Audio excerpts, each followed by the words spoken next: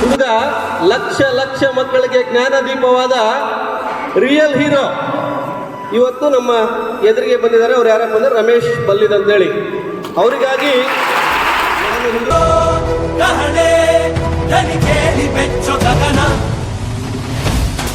ಕ್ರಾಂತಿಗೆ ತಿಲಕವನಿಟ್ಟ ನಾಡು ನನ್ನದು, ತಾಯಿಯ ಕೂಗಿಗೆ ಬಂದನು ಇಲ್ಲಿಗೆ. ನಾಡಿನ ಖ್ಯಾತ ಮೋಟಿವೇಶನಲ್ ಸ್ಪೀಕರ್ ಅಂತ ಹೇಳಿ ಹೆಸರಾಗಿದ್ದಾರೆ. ಅಂತ ವ್ಯಕ್ತಿ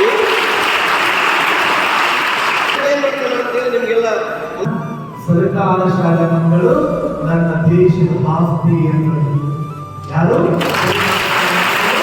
ಸರ್ಕಾರ ಶಾಲೆಗೆ ಹೋದ ಮಕ್ಕಳು ಬೆಳೆಯುವವರು, ಬದಲಾಗುವವರು, ಭವಿಷ್ಯ.